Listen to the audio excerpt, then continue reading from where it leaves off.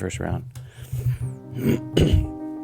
Hello, welcome to On Second Thought with Mike and Luke, an ongoing conversation about ideas and cultural events. We explore the underlying connections and root causes that help us discover what is really true, because we believe that thinking clearly will reshape the focus of our lives.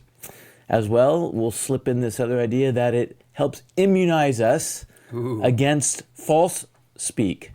False speak is what it was called, right? In Brave New World, false speak, true speak, false speak, so. false speak. So. Immunize against viral ideas, viral corruption. Yeah. All right. There's a blending of my intros and yours. We're working on it. How you doing this morning? I'm doing good. Yeah? You have a good night's sleep? We're early in the morning. We're somewhat early. It went well.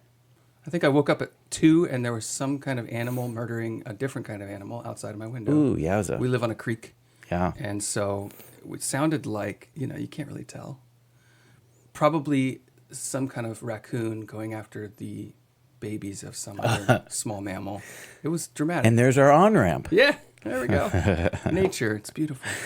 Well, we mentioned the word interested. You asked me what I said what I'm interested in, not much. And you said, why is that? What do you, does that reflect you also, interested, not much? Am I interested? Or is that just why you're asking me? I was just asking you. Oh. Yeah. Well, here's my thought on that. I literally said this to somebody else the other day. All this stuff that's going on in the news right now, I still read, I go look at it, but I hardly note anything unless I've not seen it before. And the reason is because it doesn't matter. We're in this weird holding pattern. It is. Where they're waiting for the presidential primary to actually matter. Like, we got to get to Iowa, 6 months away? Yeah. Yeah. So until then, it's just... and all the everybody's clamoring for attention. And, you basically have lobbing corruption bombs against one another. They're trying to indict Trump and da-da-da-da, and it never seems to hold. Because and it's all you're a hypocrite. No, you're a hypocrite. Yeah.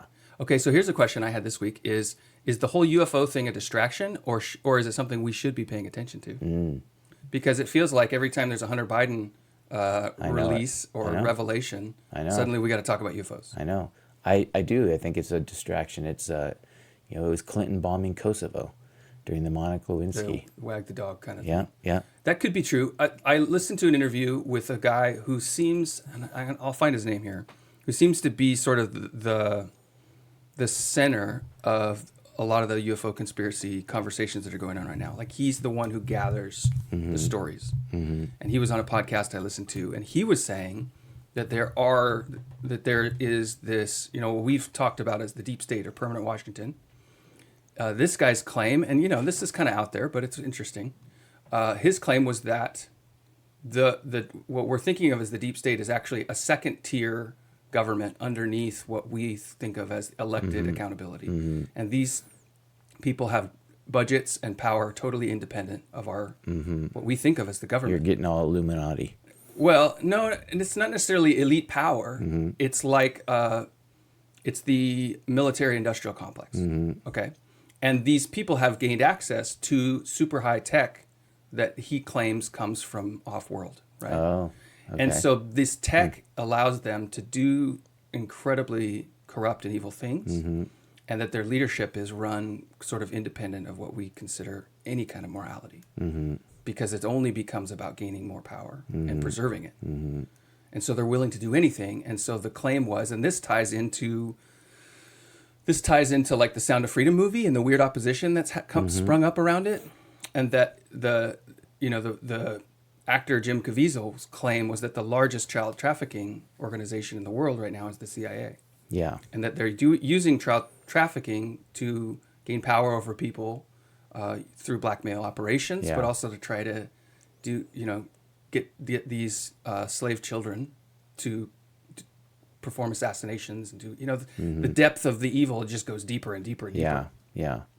But there's a point where it doesn't seem real anymore. It's like now you feel like you're in a movie.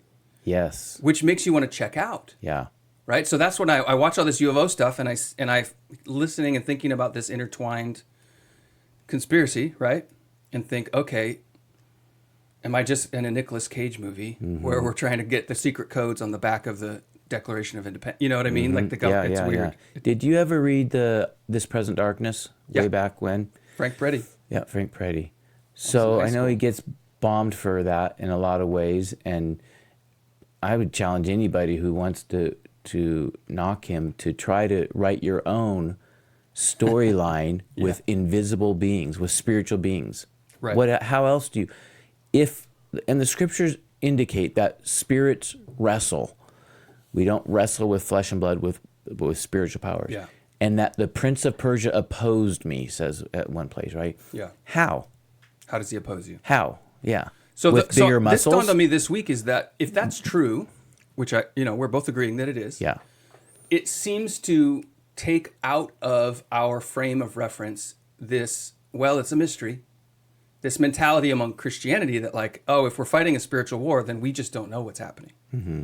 And what it seems like the apostles are saying, or Daniel, is we're fighting a spiritual war, and we see behind the curtain the causes of world events, of opposition, of cultural change, and that it's not mystery, but it's in fact strategy. Does that make sense? It does.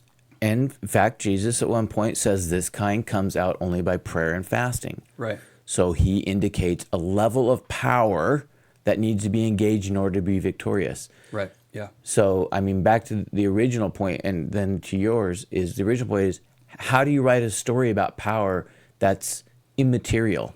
We just don't know how. So we make muscles and guns, and we use the forces of power that we're familiar with. And so his story suffers for that. But if you take out that flaw, which can't really be easily overcome, I should say, it's actually a decent story in the fact that there are spiritual forces engaged at all places in all things. And so in that respects, I actually think we are in a movie. So how do people come against his, for those who don't know, right, for the audience members, this is a book, it's a novel, or a series of novels, I think. Yeah, it ended up being several. a double, just two. Okay. Piercing the Darkness. Where he's portraying spiritual beings in full view of the reader. And how they're interacting with normal people in a normal town. It's written in the 80s, and your spiritual beings are like Arnold Schwarzenegger of the time. And, that's why they're it was muscle-bound, sword-wielding, fantasy novelists. But it was spiritually minded in the sense that, in fact, it was so captivating when I read it the first time in the 80s. Mm-hmm. What's that called? Maybe original reading? You don't just read the original, but you were there when it was. You're part of the first edition. Part of the first wave, yeah. Anyway, I'm reading this, and I have an active imagination personally. I'm going down to lunch. I'm reading in a logging camp, summertime. You work 6 days a week, long hours, hard work. Yeah. Sunday, go down in the morning. I'm reading it while I walk down. I have lunch. You know what I do? I bow my head to pray for meal as a habit. Mm-hmm. I prayed for the characters in the book. Yes. That the Lord. It's a pretty engaging story to get to that level. That's right. Yeah. That's right. So it was an engaging story anyway. But we are in a movie. We're in a fantastical movie. There are invisible warriors. Yep. Evil entities seeking to destroy mankind. The end of the world is nigh. They're seeking to destroy. And according to Scripture, when we get close, they are even more rabid because they know their own end is near. They're going to burn it down. Yeah. And there's a rescuer coming, and there's agents to rescue. There's the little guy. We're hobbits, you and I. We're the little ones that don't have a lot of power, but actually everything hinges upon us as well in some mysterious way. So in one respect, it is a great big movie. Life is a big movie, or as Chesterton would say, story all starts in Genesis 1, 2, and 3. All story finds its roots there. So everything we know is story. Part of me then, my first reaction is to say, well, that sort of means we're not main characters. We're all NPCs on some level because we're just going about our normal lives in the midst of this craziness, sort of oblivious most of the time. If someone asks, you say, oh, yeah, that's happening. Most people might not even say that. But how are we actually changing our habits, our lives, how we engage, if we're actually main characters? Yeah. Isn't that part of the Scripture's call to, look, here's your real enemy, quit fighting each other, even the political opponents you don't like who are doing immensely cruel things. Yeah. They're not even your real enemy. Get in the real war. Here's what it means. We don't fight with flesh and blood, or these are the Well, weapons of our warfare. But the way tearing the down apostles fought strongholds. is definitely through prayer and fasting, but also through engaging in the public conversations. So they saw the weapons of their warfare were declaration, right? Declaring the gospel, getting in front of influential people. So gaining audience with Caesar, with Yeah. this or that king or whomever, Yeah. judges. I'm not sure if I'm on the same page with you on that. Yeah. Okay. Not that they didn't talk to those people, but to gain influence, I'm not sure that is. I'm not sure I can get that. In fact, read that? in my notes, no, not necessarily. However, we've had this conversation one or two times lately. I do have in my notes to talk with you at some point, Matthew 28, and we talked about all what it means to be all authority, and I want to give you some credit. You've altered my perspective somewhat on that, but I'm not sure if I see it as, I still don't see it as a cultural war to be fought in the public square. I believe that is the fruit on the tree. But we're to fight at the level below that with engagement with spiritual forces and with people at spiritual levels. That so this is just, and this is we're already off on ramp, quick takes. We're way out there already. Yeah. But it is in my take, it's our primary weaponry is the good news of Jesus Christ, that there's a Lord. But isn't that a public declaration? It is, but not to gain public influence. It is not to gain political clout, not to gain political freedom, not to gain. In fact, Jesus seems the times of most gain are the times of least political freedom. In fact, when the church suffers in the blood of opposition is when it ends up having its message resonates and seems to do the best and most. And so that seems to be at odds with this idea that we're supposed to take over the culture and get to a place in which we lead the nations. I just don't see that. The place I see it is you see Paul in his letters speaking specifically of like converts within the households of significant people. Yeah. that he's pushing his political advantage and how he speaks. Right? He says, "I'm here for because I believe in the resurrection of the dead." He uses his political standing in order to secure his ability to speak a couple times. Right. And what he's doing is so it reminds me of Jesus' parable of the manager who's going to get fired, and he uses the money to build friendships. Yes. And he says the people of this world are wiser in these things. You need to use your access, your finances, to gain I think access. Where we differ a little bit is you see that as building, and I see it as spending.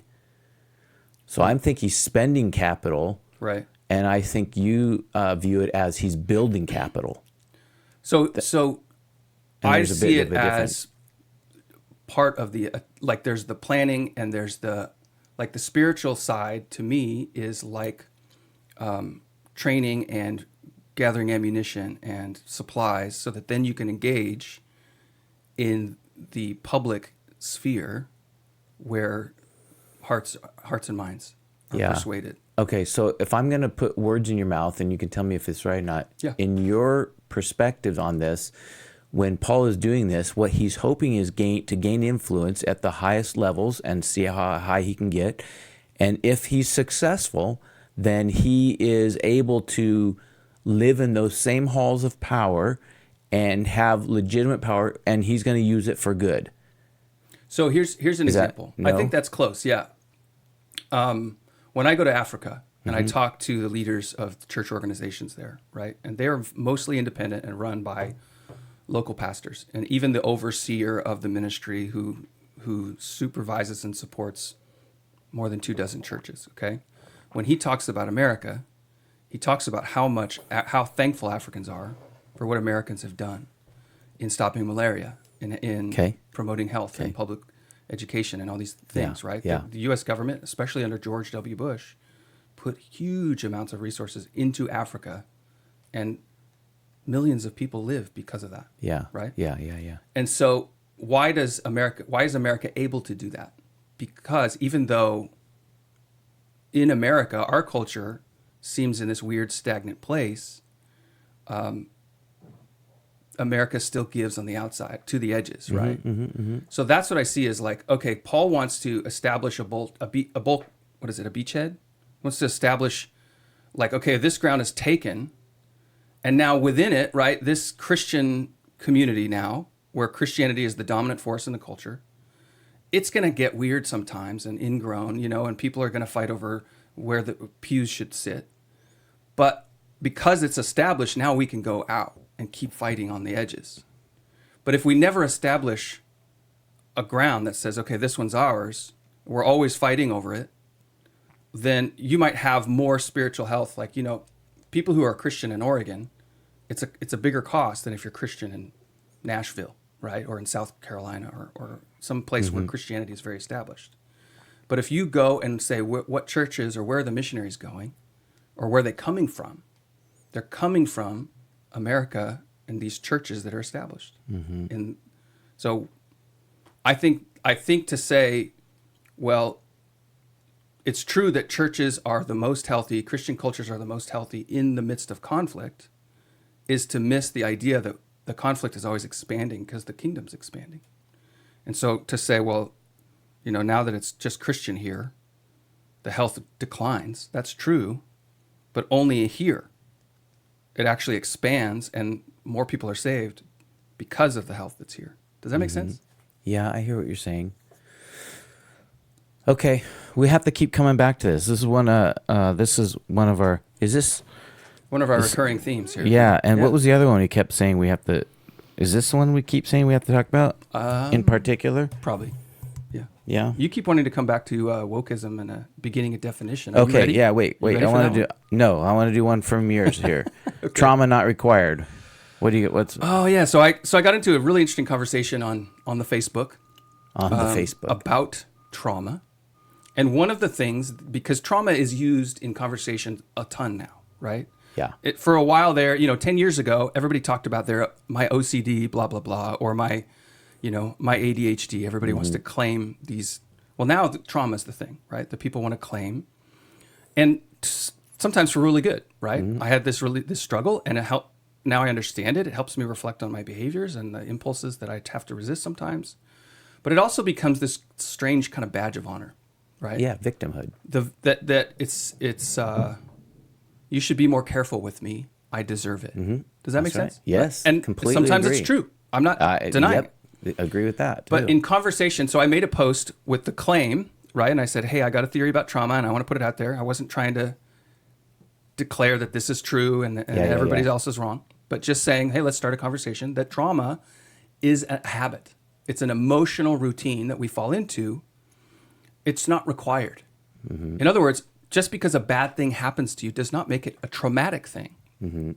Two people can suffer the same event, one become traumatized and the other not. Or debilitated, yeah. Correct. So my explanation of that, I was going back and forth with my wife, and I said, imagine two people are in the same car accident, right? It's head on, it's 25 miles an hour. Yeah. You hit another car, but based on the car you're in, it might be a totally different outcome. You might die. Yeah. And someone else might be totally unharmed because their car has the airbags or whatever, right? I said, so our hearts are like that. Yeah. We might go through the same difficult thing, but people have said, sort of made it automatic that I was abused or I was neglected or I was this or I went through that, right? Someone harmed me. No resiliency. Therefore, automatically, I was traumatized. That's and right. It's like, no, the trauma's not automatic. That's right. The trauma is the response. The bad event that you participate in on some level. Yeah. Right? Now, when you're a kid, you don't even understand what you're doing and how your emotions respond, but there's still choices. They're just different because you're little. Well, I think the key word there is choices.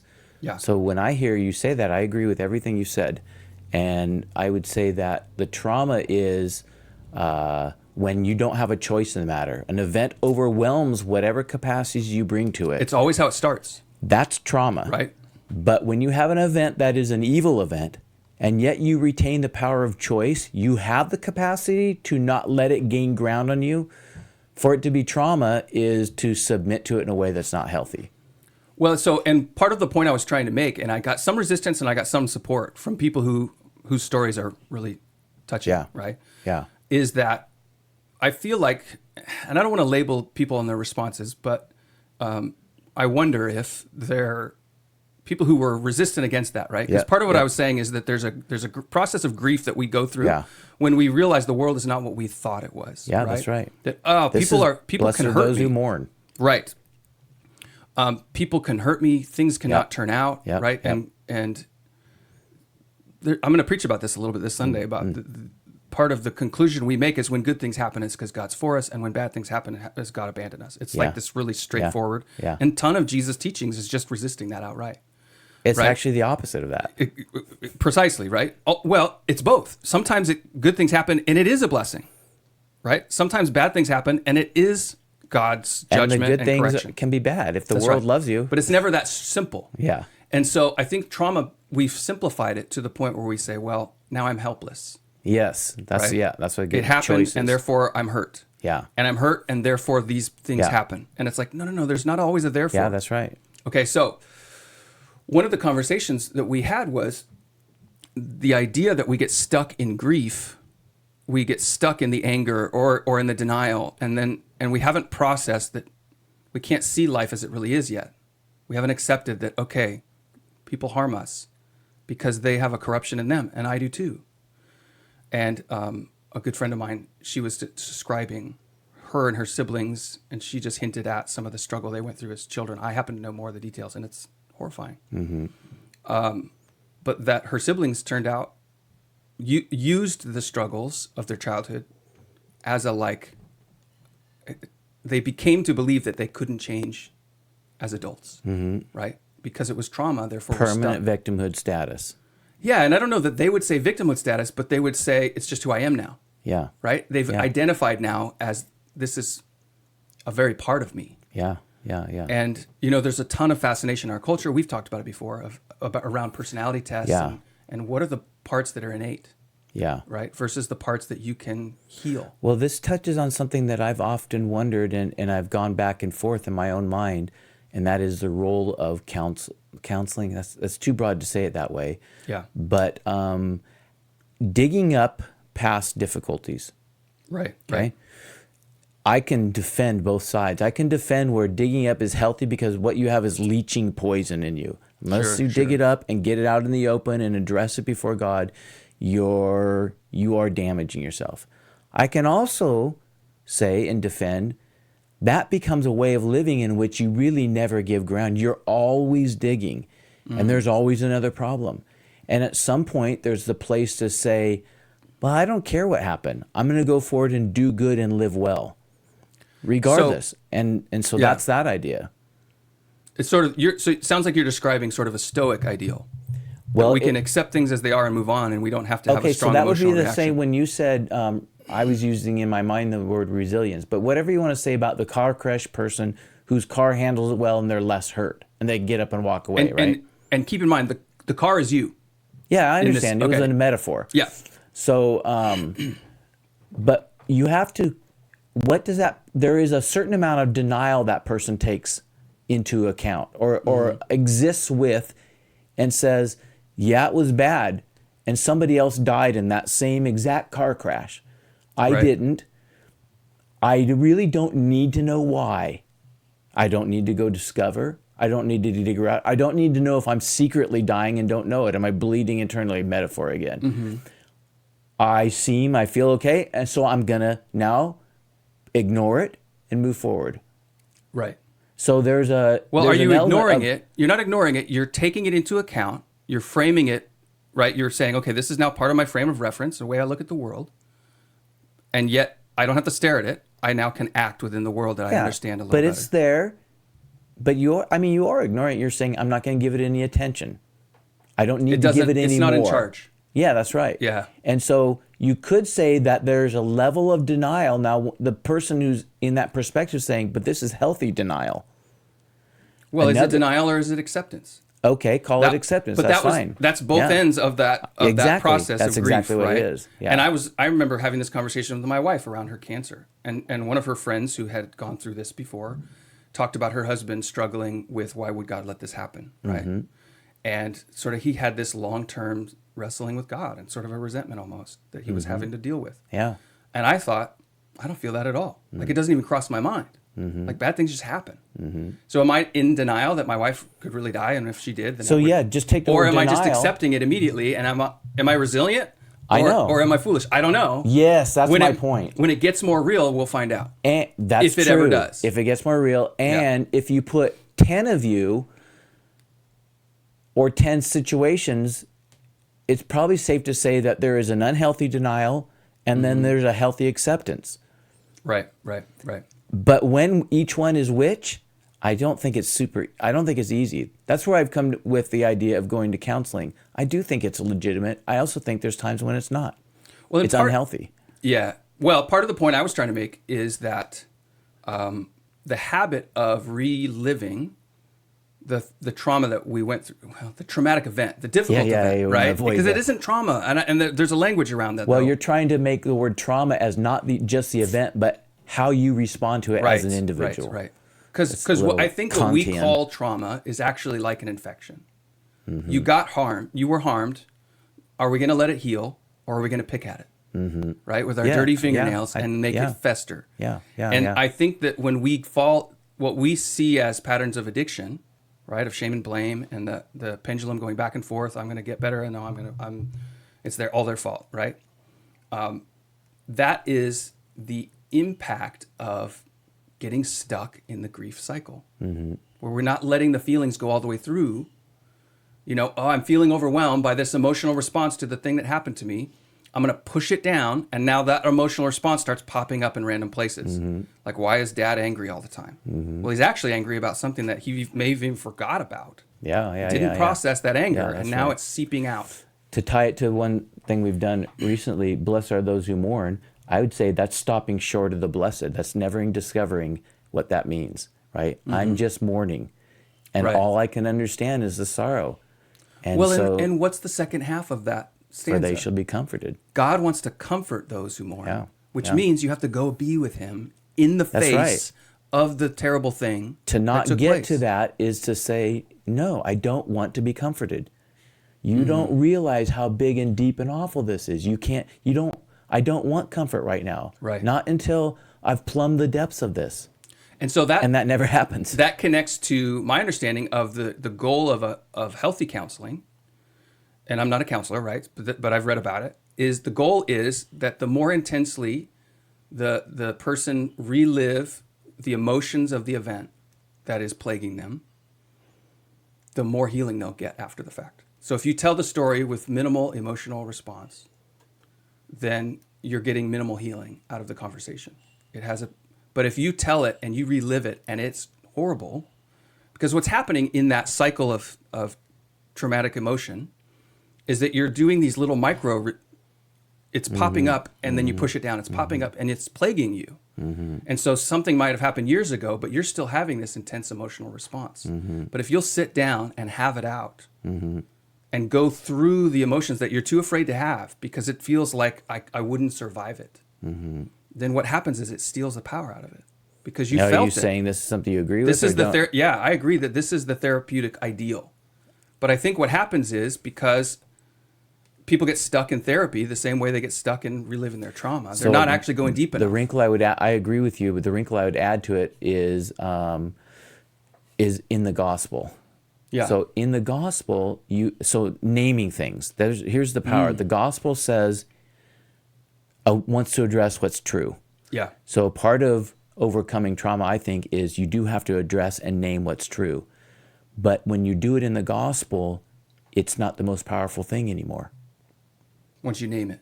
Once you name it, but naming it in the gospel, there's a bigger news than your so bad say what news. you mean by in the gospel. Well, so here's what trauma wants to do. It wants to claim highest newsworthy status. Highest priority. Highest priority. Yeah. The gospel says, no, there's a bigger one.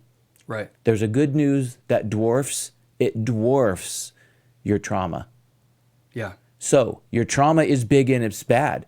We do have to name it. Right. But in the gospel, when we name it, we also have to name the good news. So and it gets to Jesus and a cross. There's another trauma that's actually bigger than yours and says, I'll help you understand yours at some point. Would you be willing to give it to me now? Would you be willing to believe that I have a bigger one than you and I did it for good reasons?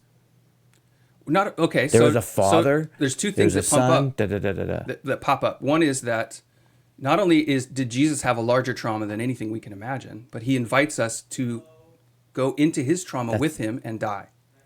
In order to live. In order to live. That's exactly right. And that if exactly he can right. be raised from the dead in his trauma, then so can we. And he says, believe me, if this one can be victorious, So yours is smaller. Come with me and I'll show you. Yeah.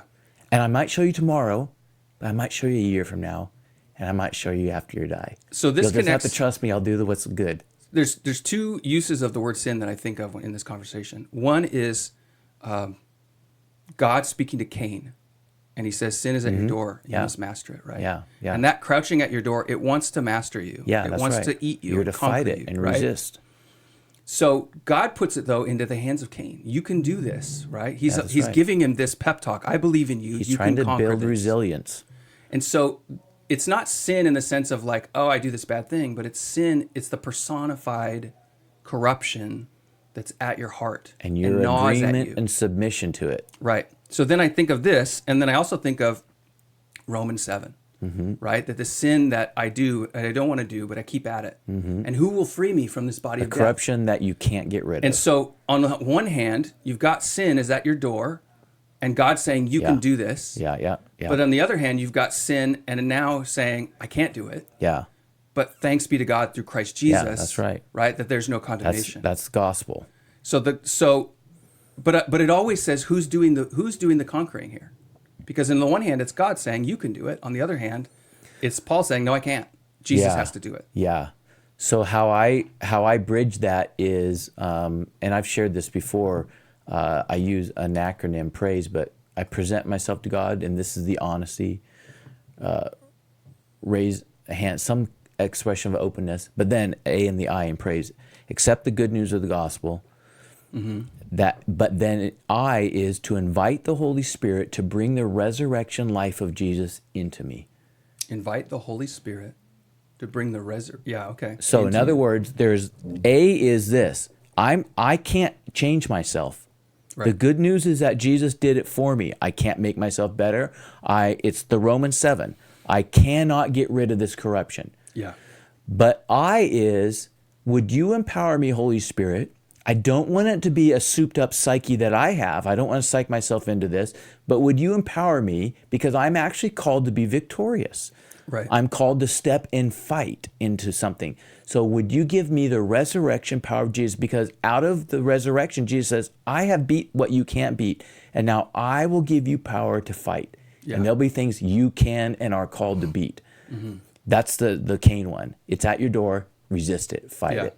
And so I think those two work hand in hand. Yeah, I do. They're both important. Okay, we're going to move on. Presidential prediction. I'm going to make a prediction. Oh, yeah. So do you know what I'm going to say? No. You want to take it? All right. You're Here's going to claiming be my that step. you know who will be president I didn't take the word no out. in January, whatever, of 2025. Yes. Right. Who's Here's gonna win the next I'm going to make election? a prediction. Okay. About 18 months. I've made it twice already. I might as well do it in public. Okay, here's my prediction, and then I'll give my reason. Okay. My prediction is that Gavin Newsom is going to be the next president of the United States.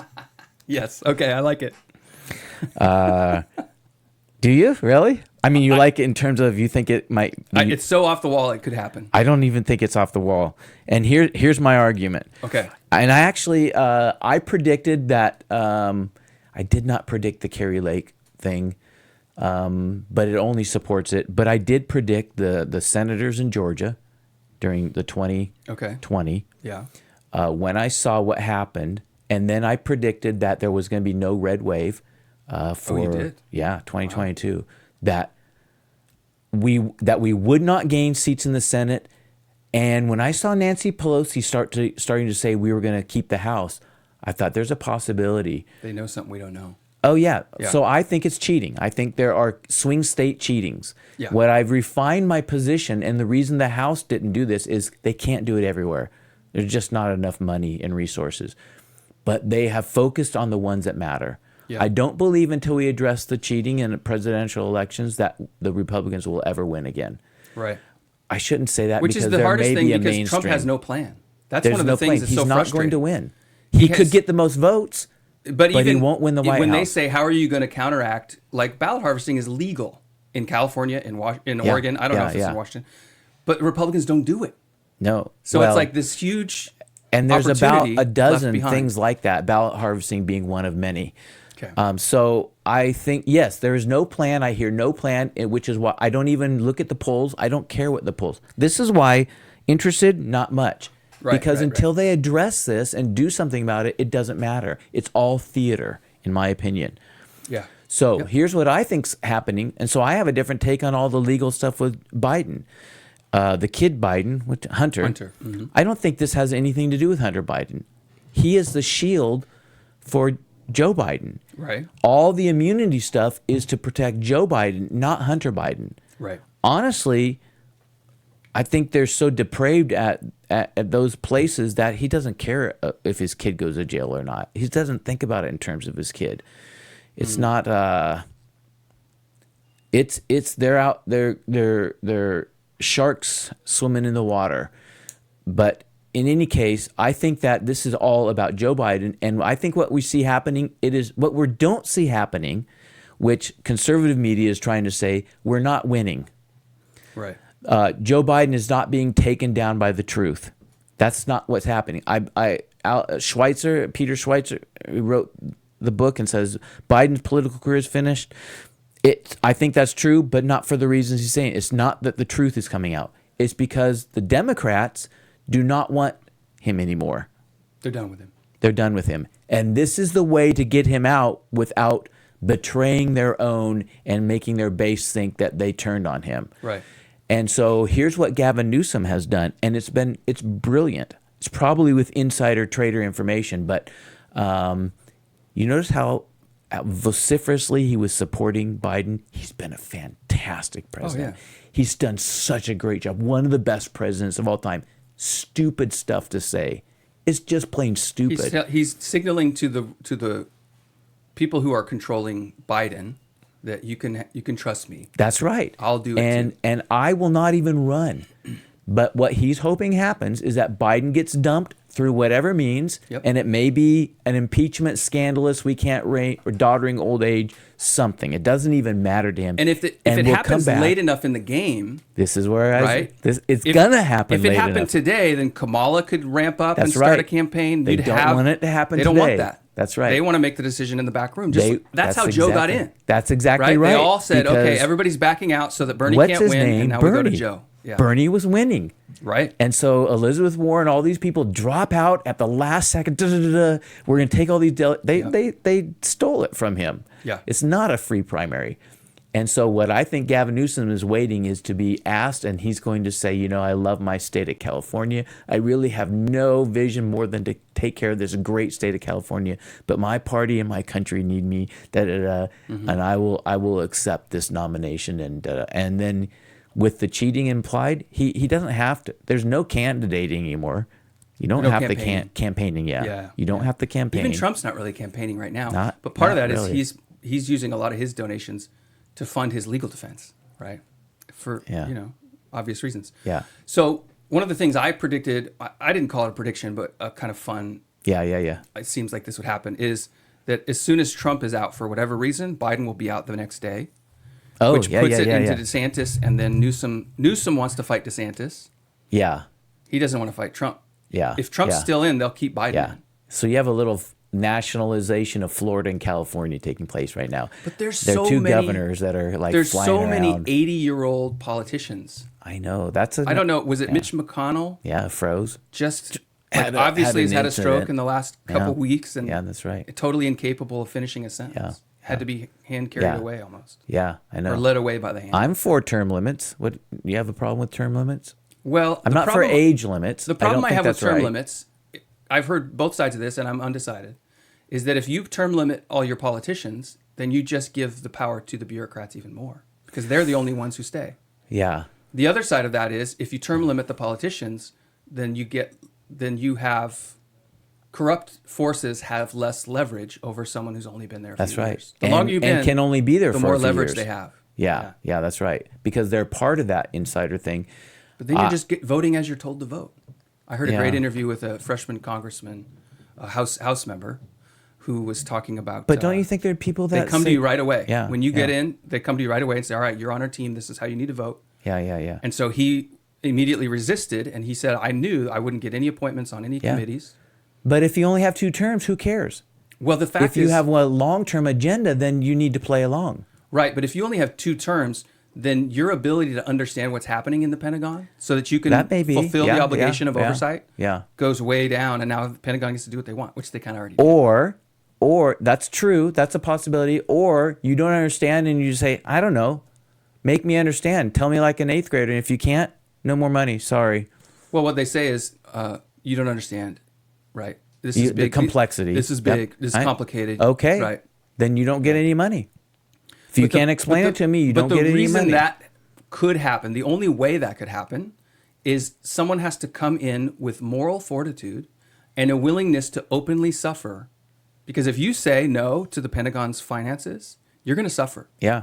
You're going to suffer in your career. You're going to suffer down the road. Yeah. Because the public will forget you after you're voted out, but the Pentagon won't forget. But I think there's a ton of people who are willing to serve. They have independent means. They don't need to be, and they are willing to go and do things. I mean, I remember even when Steve Largent ran after being a wide receiver, and Newt Gingrich tried to bully him. And he stands up on the Senate, to step in line with his party. And he stands up and says, Mr. Speaker, I've faced defensive linemen bigger than you. I'm not scared. Yeah. It's a brilliant, and I think he was being truthful. But he's no longer part of that public Oh, I conversation. know. He And Newt was Gingrich never still is. after that. Oh, I agree. Yeah. But if you're term limited, it doesn't matter.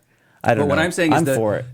the issue with that strategy, I hear you. as beautiful as it is, Yeah. is you're sending people in and they're out. They're cannon fodder, Yeah. right? Yeah. And the other side has people. I'm the one guy. Newt Gingrich can stand in the public domain for 40 years and have his say. Well, this gets to the thing I've made a statement before. I have an idea that we are no longer a republic. We just don't know it. We're no longer governing ourselves. Right. The bureaucratic state is such that we have backdoored. We are already a socialist nation, and we function that way. It's not that necessarily that our Constitution and our laws are all in that way, but that's how the bureaucratic state functions. Right. It is not a free market. It is not an elected government. They are unelected, and they wield the most power. They make laws by making rules, and they enforce the rules as if they're laws. The lockdowns in Oregon here. There was no legislative or executive right to tell us to stay at home. It was administrative power.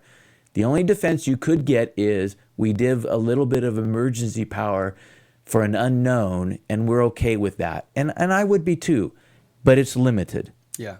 You can't do multiple month things Steve as if Deace, it's a who law. I've talked about, right? He's a podcaster. Yeah. What he likes to say is our country is not a country or a government of laws, but of political will. Yeah, It's always been that with way, and it always will. And so what's happened in America is not that the laws have stopped having impact, right? But rather that the people's political will has diminished. That's what I think. And which is why you don't get leaders Yeah. of substance. Yeah, right? yeah. But wait, when you have political will, and I would even call it moral will, Yeah, moral fortitude. moral fortitude, Yeah. yes, then you, as a nation of laws, the laws do have a prioritization in your conscience and mind. You do submit to them. So it sounded like he was saying even 150 years ago when there was moral fortitude, it was really about political will, not about laws. Well, it's the political will that gives the laws any power. Or the moral fortitude. And so That's we John look Adams. at the nation of law, or the laws being unequally or unjustly applied. Right. And we say, what was the missing piece? I could Well, go it with was that. The bottom line is moral fortitude is of more significance than the laws on the books. So, at any and I would time. actually, I think political will is still correct because you can have moral fortitude and think, well, the politics doesn't matter that much. And so therefore, you're not applying your moral fortitude to the politics of the I matter. hear you. And therefore, the political will is lacking. Yeah. Which is part of, I think, the religious conversation. Because I think that a lot of that moral fortitude, people decide where to apply the moral fortitude based on their churches, right? Yeah. And their religious sensibilities. This ends up where you and I our paths start to differ, because I don't see us called to apply it politically. Right. I see us called to apply it spiritually, individually, humanly. But you would apply it to marriage, right? Yes, I would. Would you apply it to business? Yes, as an individual. Right. But not as a movement. So, and I wouldn't as marriage as a movement either. I would say that the gospel, the Christian person, is called to enter into his marriage with his full heart, her full heart. But if the culture wants to say we don't even agree with marriage, that's really not his fight so much. So it's not that it's not bad and destructive. When you say his fight, whose do you mean? The individual Christian. Okay. So, but if you were a Christian, let's say you are a king of a small nation. Okay. The nation is pagan. Okay. You as the king become a Christian. Okay. You should now look to the Bible to guide your decisions as king, right? No, I don't. That isn't my perspective. It is partly. Okay. So I think that, no, actually I don't agree with, I don't. Because when you say Bible, we're talking a lot of Old Testament. Yeah. And I don't think we are a theocratic. There are no nations that are theocratic institutions. They are given, the nations are not God's. He's taking them back through Jesus, but they've been given to the spirits. But you're assuming that a biblical reading would lead you to a theocracy. Well, you have to deal with that somehow. You have to deal with that. And I'm great if we want to say, well, New Testament only. Okay, we'll just shift the argument. I would not say New Testament only, Yeah. but I would say that the Old Testament portrays a nation selected by God, independent. Yeah. Jesus does establish that his kingdom is a subversive, non-political movement. Yes. That conquers nations. That's what I think. Right? Well, but if you are in the conquers them role, at the human level. Correct. I don't think they conquer. So the king, I think the king that becomes a Christian, so we're Constantine, is the options are, okay, so now we're a Christian nation. You all must worship Jehovah, the true God. No, I haven't gotten a Christian nation. I'm just saying a Christian king. Yeah. Right? You're a king. You're a Christian. You want to do what's right. You have. Let's say you have a Bible teacher who's guiding you to understand that you're not. That doesn't mean your nation becomes Israel. Okay. Right? You're not saying, okay, now we're all a covenant people. Okay, good. You're not going to do like Russia did, where everyone gets baptized on the same day and our whole country becomes Christian. We're not doing that. Okay. We establish that the kingdom of God is in the hearts of each individual. Yes. Okay. But at the same time, I am responsible as king to rule this nation with justice. And I define justice with the Bible. Okay. As far as there's a limitation, I'm in agreement with this. Yeah. As far as the defining justice or whatever from the Bible has a limitation to it. Because I think you have to limit it by theism rather than Christianity. So theism teaches some more. But is that a biblical basis or is that an American basis? You're saying you should establish it the way the American founders did. No. It's not American. It's worldwide. This is Lewis's argument in the Abolition of Man. Okay. He calls it the Tao. And it's universal elements of truth that are non-Christian nations and people adhere to. Okay. So let's say stealing. Yeah. The world in general says stealing is bad. Yeah. Now you have some notable exceptions, which are the exceptions prove the rule. The Apache says to steal your horse shows my valor and dignity and my worthiness as a warrior. So it's legitimate for me to steal your horse. Right. But that's an exception. By and large, the bulk of the world says if we live based on stealing, we're going to destroy ourselves. Yeah. So I'm calling I don't want someone theistic. to steal from me, therefore we make it a law that I don't get to steal from you. So I'd say that if you want to call that the Tao, if you want to call it, I call it theistic.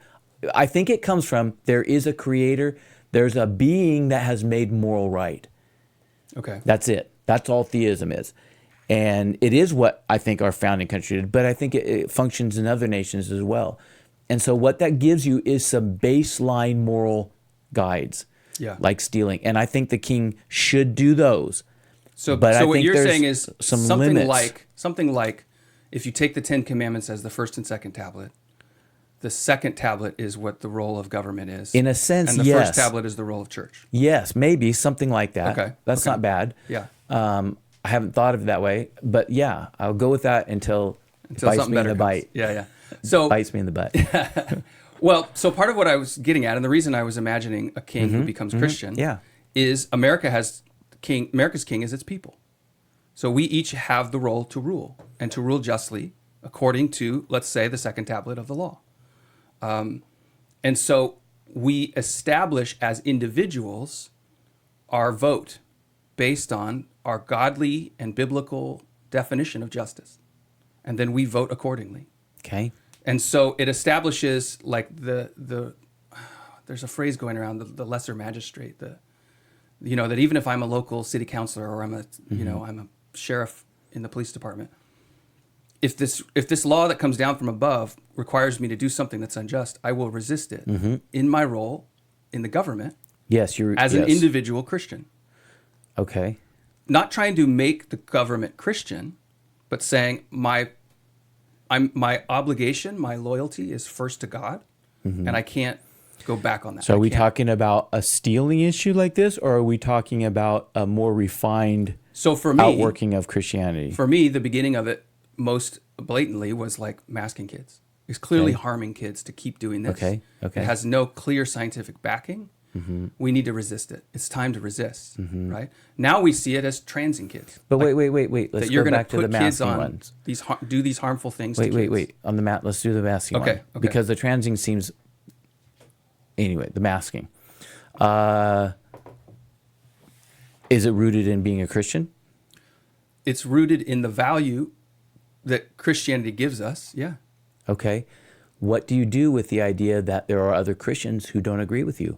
They don't look at that moral point and they're not persuaded by what you're saying. They don't see this as damaging to kids. They see this as protecting kids. Right. Do you then say, as the lesser magistrate of some city somewhere, that you would have the right to say, no masks, you may not wear masks? I would say you may not mandate a mask. Yes. Yeah. So that's what I was illustrating earlier with the theistic idea. You're giving, what you would say is, then you're giving liberty if you want to mask. I personally think you're harming your kid, but that's your choice to do so. But you can't come and harm my kid or your neighbor's kid. Right. So what my theism does, or my Tao, or my sense of baseline says, you can't do this harmful thing, but if you want to do it, I give you the space to, in my opinion, as a Christian, I think you're harming your kid, but you have the right to do so. Yeah, and I would even, as you describe it that way, which I think is a Fair. accurate, Yeah. fair description, I would say no. I would say even then I would say no to them. You I would not say give them the choice. You Like, would as a legislate parent, that you can't. no parent has that the right to in harm your their kids. city. No, I disagree. Okay, so I think does you a parent have get to give right. A parent doesn't get to molest their kid. No, a parent doesn't I get agree. to beat their kid. I agree there and there. But now that's why I'm saying the Tao, or the theism, the Ten Commandments, second table. Let's say there's 6. Yeah. You get to you get to say and agree with the world that we don't do these 6 as a country. There's a law. Right. But when you start breaking down in, the deeper you go, the more controversial they become, and you have to give space. You have to give space for people to say, but I don't see you're dividing this 5 subpoints down, and this is stealing.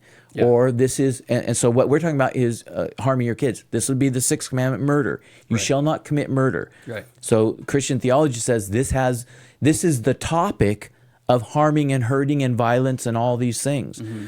So murder is not just taking a life, but Jesus takes it all the way to being in anger and calling you a fool or an idiot when you're driving on the road. Right.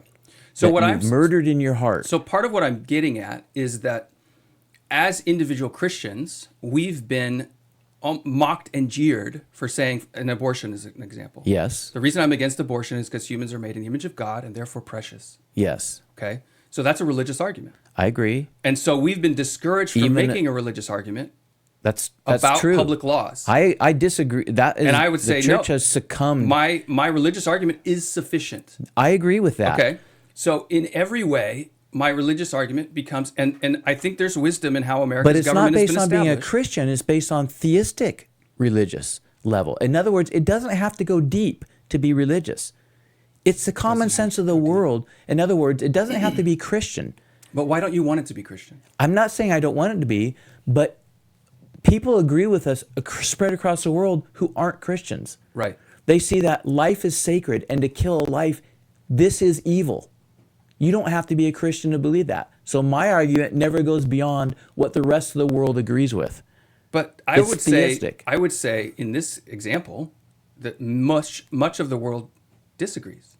I agree. There is a portion of the world. Many pagan, Yeah. child sacrifices accepted. Yeah. And that's essentially what America's doing. I agree. Right? We have to sacrifice these children for the sake of the careers of the mothers. Yeah. And so even in that, if the world by majority started saying, well, we don't buy that life is sacred argument, I still say, as a Christian, I think you're lying. You've being lied to dishonest to yourself. Because let's back up in the history of the world. Every society that has killed their children has come under a moral approbation by a future generation. We all know. And But you not know just a future generation. it isn't just It's a a future. judgment of God. I agree. Right. Yeah. And I think But- we have to be upfront and say God is a person and he's involved in the outcomes of nations. Yeah. That his judgments stand. And when we say like our country is falling into a Romans 1 judgment, Yeah. we're saying the person who is God has established justice and we are throwing it aside Right. for our own perverse desires Yes. and corrupt inclinations, Yeah. that we've rationalized it post hoc to give ourselves permission to deny God. Yes. I agree. And God's judgment, the person of God, will come in judgment and make it bring destruction on the and nation so who does this. if I agree with everything you said, except if I were saying it, I would have used a different word. I would have said this being. So notice the difference in perspectives. What's the difference? Well, this being, in other words, if I'm talking to you, you don't have to define God the same way I am right now for this argument to hold. I'm just appealing to this universal sense that there is a being. There is a being who has made stuff, who has made laws, and you're going to have to account to him. He made this for a reason. So would you say the difference is that the way you phrase things is an invitational to non-Christians, that even there are things we can agree on? Whereas Yes. what I'm doing is more of a declaration that you're wrong and I'm right. Technically in that one, no, but yes, that's where I think is, and I think you're getting down to the narrower points, and in a sense, and it's legitimate because the Bible does say they know the truth, right? Yeah. But I think it's going too far down and saying we all have to agree at that level. And it becomes too exclusive for the functionality of not killing a baby. You don't have to get that exclusive in order to get the agreement necessary to say this is a bad thing. The hard part I have is that if you're more inclusive, I think there's wisdom to be inclusive, right? And I think the way you're framing things is not wrong. But it puts, if I say God declares this to be wrong, it gives authority to God. Whereas if you persuade someone and say, look, even you can see it, it puts them in charge of the moral judgments. I agree. Does that make sense? Yes, I agree with you. And I think that your dislike of that is legitimate. Right. But I also think we're forced to it. So this is what I think politics is. Yeah. It's the getting along with people who have a wide, diverse belief system that drives their behavior. And it is necessary. It's a necessary difference. It is. You can't run a church that way and say, No, well, look, you we don't all have to believe in run a God. church. You think God is expressed through Krishna. That's right. I think it's through Jesus. You can't, and you don't can't do have that. to. But politics, you have to. You do. Right? You're building a consensus. It's almost like what's the minimum that we can get along with that will make us functionally healthy? And I think that you have to go with, that's why I keep talking about theism or Taoism, that this idea, or the second table, these basic laws of decency that come from God, and everybody or a being that we don't know who this. That's fine. It can be Allah. It can be Shivna. It can be false. And then we get biblical. You and I especially. There are pagan beings. I mean, pagan deities. Can you build a godly nation while worshiping a demon? No, wait a minute now. Let's go. 'Cause this is the question I was thinking about. Take the word godly, because depends on what that means. How about this? God's definition of justice. Well, no, but wait, take that off for a second. What if it was this? Can we build a fairly moral nation based on paganism? The answer Why is would yes. we settle for that? Well, that'd be great for it to continue to improve. Okay. But let's say right now, Yeah. Rome. I don't think Rome killed its babies. I mean, they had the gladiators, they had the amphitheaters, but it wasn't murdering its babies. Not like we are. Not like we are. Yeah. Which would be better to have? If you have to choose right now, would you take early Rome that functioned in a level of health, but Senate. it was warlike, Yeah. when the Senate was healthy, before the corruption, before Caesar, Yeah. but they're not killing their babies? Right. Or America, who has other places of great advancement, even morally, but we're murdering our babies. So why do we have to make that choice? Why can't we say, because here's what I'm thinking. We have to, because the goal of a Christian in politics yeah, is that we bring the kingdom of heaven to earth, that the things that happen in heaven, right? Thy will be done on earth as it is in heaven. That's their goal. sure. And so that we don't have to aim for early Rome. But we wait can a minute. aim for the wait, city wait, of God. Wait.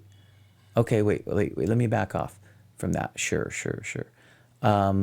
Is that our goal in politics? Okay, I'm gonna let me posit a no and see where this goes, because I might want to backtrack from this. Is there a place for? I'm thinking out loud, Mike. Is there a place for my argument to say this? The kingdom of Jesus is what we want to see advance, and we would like to see it take over the nations. But here's the thing: it's never going to own the nations until Jesus returns. He's not. Correct. We want it to subversively subdue them from the inside out, so that they more and more reflect righteousness. Yeah. But it's never identified with those political nations. Because hearts are never laid bare. So here's what I'm thinking. I would rather, if we're picking the worst of two, right? I would rather a non-Christian president in public declare himself a Christian, even though he's lying, even though in the back rooms he's committing, adultery, or whatever. Mm-hmm. Because I want the social pressure of our country to press on our leaders a Christian standard. Mm-hmm. So that when my kids grow up and they look up and they see who's in charge, they say, oh, what do I have to live like? I have to live like a Christian should live. Mm-hmm. And I agree with what you just said. So that's what I would define. And I think there's a similarity to that this in is the church existing in the political body as a separate entity to such a degree that the political entity feels the pressure to submit to some of what it's doing and living, even though it doesn't embrace it itself. Right. I agree with that. And that brings about a better good. We hope it embraces it. Sure, but I agree. It's not definitional. But wait, what we hope is that it embraces it by individuals and increasing impact in the political organization. But the political structure is not an it. There is no it. We don't want it to become the church. Correct. I don't want the pastor ruling the White House. That's right. Or the White House to think they're your pastor. Right. Yeah. That's right. I want the domains to be separate. Even though that means are you being accused then of saying, well, I want them to be non-Christian people? No, that's not the point. It's the structures and organizations. The state is not the church. Yeah. And I don't think God ever meant for it to be the church. But the church is not the family, but it still has a lot to say to husbands and wives. Correct. I agree that the church has a lot to say to the state. Yes, right. But and this is where, if we start to make the distinction, at least I think, what does a church do as an entity versus what does it say to its members to do? Because if any member of the church says, I want to get in politics and flesh my Christianity, Mike, is completely in support of that. Right. I'm not in support when it comes to a church and says, as a church, we all need to do this. Okay, so here's the line I've used, is that Jesus wouldn't join the Republicans, but he wants the Republicans to join him. Yeah, both right? ways. He's not going to submit and That's put right. their badge on his jersey. That's right. Right. That's right. But at the same time, I think you could very easily, in our current state of affairs, argue that you don't have to be a Republican as a Christian, but you can't be a Democrat. Because they're murdering babies. Because they're murdering babies, they're transing the kids. issue, I understand. It's so corrupt. Now, here's the thing. And the Republicans agree are corrupt with your too, thought right? and feeling. And they're undermining things in their own ways. I agree. Yeah. But I agree with your thought and feeling. But now I'm going to disagree Okay. because it's not what happens. There are Christians who are Democrats, and it baffles my They mind. should repent. I agree. But you know what? They feel the same way about me. I can't believe people would be Republican for what they do. And here's what it would be: what they do to the poor. They don't care, and they have all these things that they would say. But that's and where I don't even necessarily agree with them. That's where our country is set up rightly. That we have no king. We each have to hash these things out with our neighbors. That's right. That's why I can't go with what you said earlier technically, because you have, in my opinion, that got too down in the details again. To say like the Christian standard is no masks, for example. Yeah, or to say that if you're a Christian, you could be a Republican and with all its problems, but you couldn't be a Democrat. But because what you're doing is you're saying that the murder of a baby is that you're clear from Scripture that it's the biggest issue, that all others are not. And that's not necessarily a valid case. I think there could be other cases made. People do make other cases. They go to the Scriptures and they say, here's the things God cares about. Right. And obviously babies is one of them. I don't think abortion is the only and necessarily even the biggest issue. That's the point. So if you think there's but something I think there's bigger, several that are just as clear from Scripture. Yeah, I mean, I am in agreement personally with you on this. I'm just think that when you start to flesh it out, you can't ask everybody to be in agreement with you, and you have to give them space to differ. So I think, and I would say I can ask, but Oh, maybe sure, I can't I agree. demand. You can't legislate, let's say, Okay. or So executive. here's the example, and we're over an hour, but I'm really interested in this conversation. Here's the best example, and it's very relevant. Yeah. We've got Ron DeSantis, who I believe is Catholic. Okay. He's running for president. He's not putting his Catholicism as the reason for his things, but Okay. we understand it underlies his value system. Yeah. And it gives confidence Yeah. that he's going to stand Yeah. for things because of that, right? Yeah. On the other side, you've got Vivek Ramaswamy. Yeah. I can never say his name right. We'll just go with the first name. Vivek. Okay. He's Hindu. He's vegetarian. Yeah. He's fully Hindu. He's devout. That's right. Okay, This is so gonna be I a go. great So I example. think, all right. So he believes in one of several deities. I don't know how many of them he believes in because I haven't. Yeah, it does. Yeah, his Hinduism. But so are we? Is his image of a Hindu nation? His definition of justice. Yes. That comes from Hinduism. Yes. Is he going to recreate India? Not in culture. Yeah. But in values. Yeah. Is that what's his guiding? I mean, so I have a hard time voting for a guy like that. Oh, no matter okay. what he says, because I think his definitional when he looks and says, "Is this a just nation?" He's going to look at Hinduism and not Christianity as his values. Yes, but I think I think that's too clear in small details again, because you don't know that. You don't know to what degree. So let's say take Catholicism. Yeah. DeSantis, he's not. It was a furor when JFK is running, and he says my Catholicism will have nothing to do with being a president. Well, because for JFK, that was definitely true. Because well, his Catholicism was right up there with Joe Biden's. No, I do not agree with that at all. Well, I mean, he's having Marilyn Monroe. I know. Visiting the White House on the regular. I agree with that.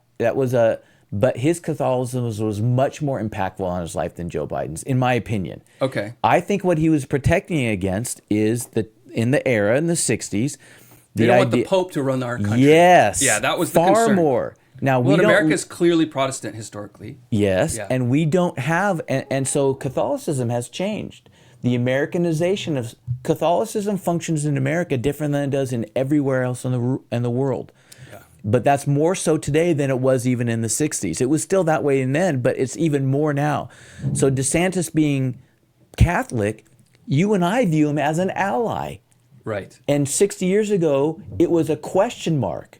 Right? But you know that the reason for that was that when Protestants are running things in a vast majority of American culture, then the Catholic is on the outside. Yeah. Whereas now Christianity has retreated into its corner. And so you look right and left, you say, oh, there's a Catholic, There's Orthodox. Hey, we're all in the same corner. Let's wouldn't fight say together. it that way. I would say this as Christianity, of which is over both Catholicism and Protestantism. Yeah. Christianity has become under assault, not just evangelicalism or Protestantism. Right. Christianity has. So now what we are doing is making an ally with the people that we formerly had the liberty to argue with. Right. We don't even have that space anymore because we're under the minority assault. now. We're so under assault. Yeah. It's like when I lived in a logging camp, went to church, 200 people, every denomination went to it. There was no denomination. Right. There was one group of 25 people. It didn't matter your hint of religious background. Yeah. Okay, let me share one more thing here. Okay. This leads me into a thought, not a new, same topic. I'm abandoning where still haven't got to a couple things. Anyway, okay, I was thinking the other day about forced, okay, so transgenderism, the gay agenda, LGBT, da-da-da-da-da. Yeah. And what we have a problem with is that they're ramming it down our throats, right? Okay. Yeah. So I want to take a devil's advocate position and see how you hear this. Yeah. I'm going to support them for this moment. Yeah, Okay? all right. With this form of argument. I don't support it, but I gained some perspective on what's happening, and it's this, I think. Here's what if we said this? Here's what they think. Okay, let's say you're gay. You grew up in the 50s, 60s. You're forced to be hidden. Right. You're forced to have a hotel off the beaten path, and it was a secret, and your little underground gay community knew about it, and you were forced, or you're forced to go get, you could even say an abortion, in private, and it was dangerous, Yeah. Okay? So you're forced to as it was defined at the time, your deviancy. And I do believe it's deviancy. It was then and it is now. Yeah. But the culture had a voice that was fundamentally theistic, even Christianized in some areas, but theistic. And it says these are wrong behaviors. Right. And it created a pressure. A shame. And a shame. Yeah. So that and they didn't like that shame, and nobody would. Even if you're in the wrong, you don't like it. Of course. Right? Yeah. Now, here's what's happening. When we abandon Scripture, God, these different things, without an intention, we lost the framework that can give that voice. Okay. And the voice has changed now. And new people are born. Wait, you say give that voice. Give the voice of it's deviance to do this. So you we've lost murder. the influence over the cultural conversation. And that's I'll call that the voice. Yeah, okay.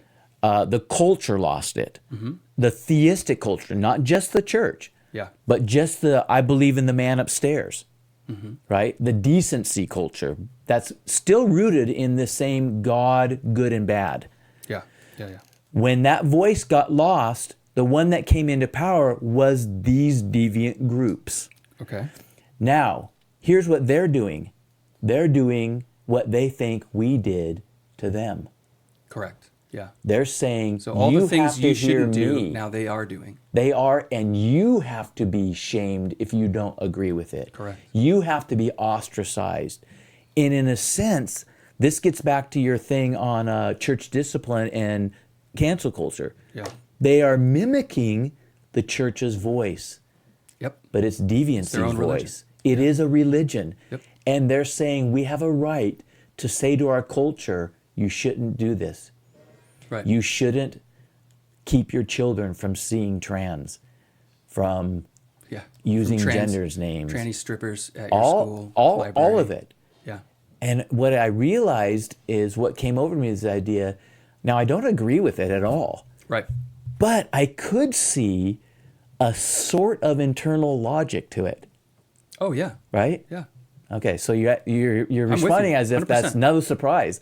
It kind of took me a little by surprise because this is how I think they could feel right.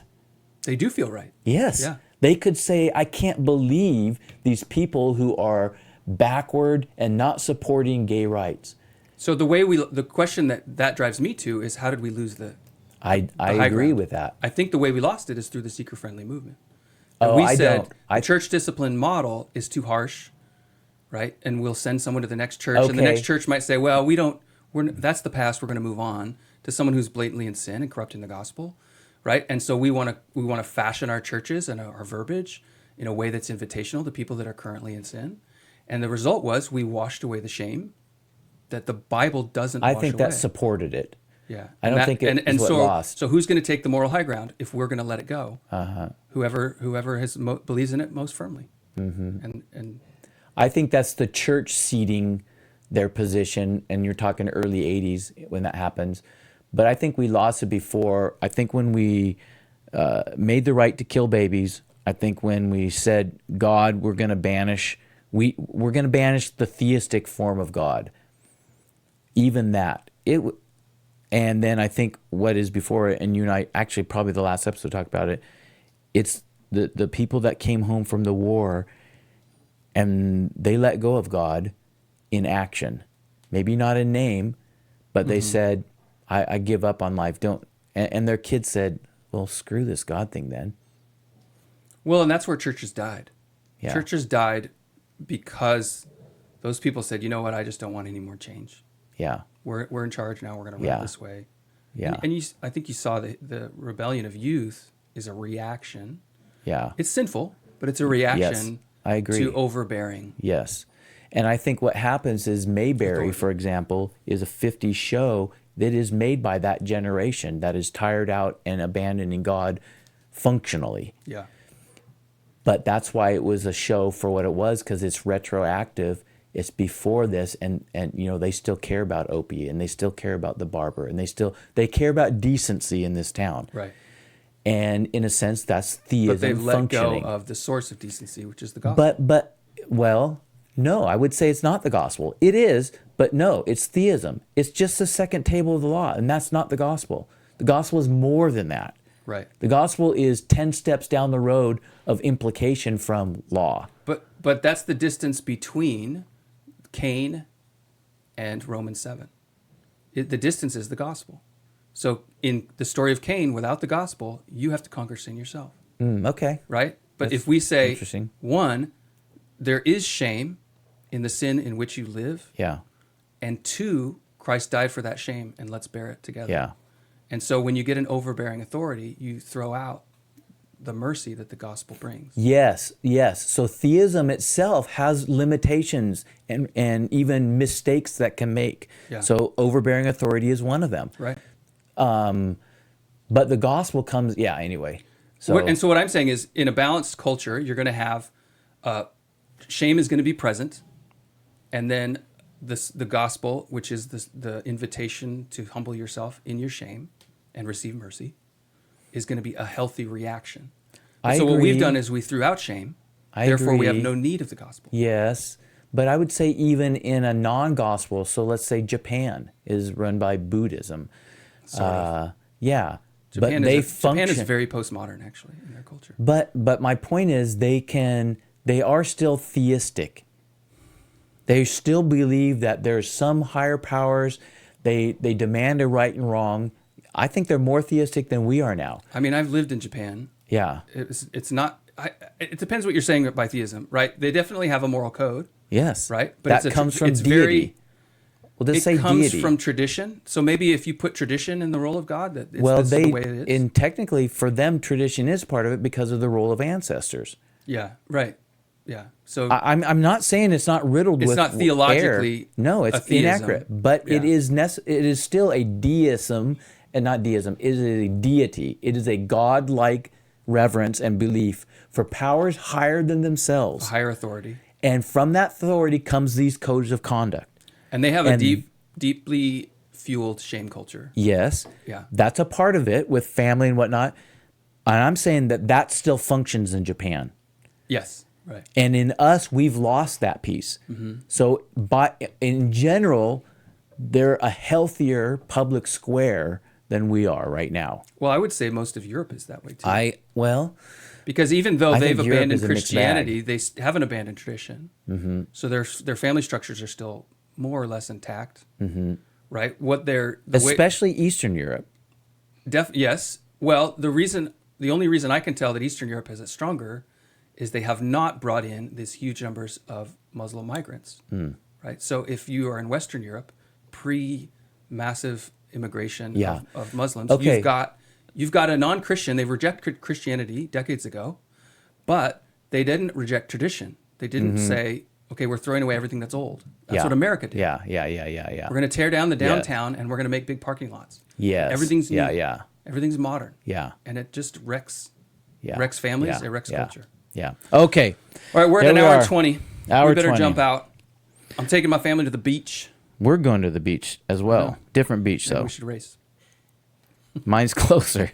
You've got a longer drive. I got to pick kids up, too. I told my kids they could invite friends. Well, this is, again, good discussion. I think so. Good discussion. Didn't intend for it to go this direction. We had our notes led us differently, but I think that's I think every this is- episode. I don't see a problem. that's with it. true. So next time we got to conquer this question of the right to privacy. Hey, that's true. I wanted to talk about that, but say your mind virusing and Okay. apply it to today, and close us with that. All right. So what I was saying is that we are here to develop an antiviral mindset that builds a spiritual immune system. So that how you does can that go out and apply build to how something we good. talk today? All right. So what a viral mindset does, someone is that every new idea, every recent thing, it just pulls you around. Easily infected. Right. And it's like, oh, have you heard about the new thing? No immune system. And so easily persuaded, right? We want to have a robust Somebody says it, well, that must be it. we want to have a robust immune system that when it takes in new things, your immune system kicks in and says, this is a foreign object. I'm not sure. We it's could welcome even here." say this. We're trying to create space to have second thoughts, Yeah, that's true. right? Or any thoughts at all. One of the things I hear in education, I hear a lot of people say, Christians and conservatives, that we want to teach kids how to think, not what to think. And I think, no way. I teach them how to think and what to think. Yes, it's a both. It has Right? to be You a can't both. say, well, we only want to look at truth, but not Yeah. decide on truth. Yeah, Right? yeah. And there's a time for creativity with an open mind where any possibility is on the table. But there's also a time for a closed mindset when you say, okay, we made a decision, now we're going to build. Yeah. Don't you think there's a hierarchy? You actually teach first what to think, then you teach how to think. I think you have to teach, this is what we think and here's why. And Yeah. look how we wrestle. And it grows into here's how to do it. Yeah. This is what I thought about seminary education. The reason I didn't complete the degree is I had done so much reading in college. I had built my system. Yeah. I knew how to study. I knew if I was going to face something, I knew how to go and work through it Yep. and figure out. And I thought, that's what seminary is anyway. I don't need Right. to do that. Right. I know what I believe and I know how to change my mind on it. Yeah. Yeah. Yeah. So that's what we're trying to do. On second thought, work in the ideas, and you listen to us work through things and hear things we hadn't heard and think, and even the ideas of here's what I'm thinking. It might be wrong, but let's run with this for a second and see where it goes. That's how you do it. Yeah. So, So, all right. if you're still listening to us, we really appreciate all of our listeners. Well, and we hope Both of that our you listeners. appreciate the opportunity to think, and we hope that you go think a second time about things, that you are willing to say, I wonder if that's true or not. Just that right there is you go. enough to start down a good path. So, All right. With that, all right. until next time.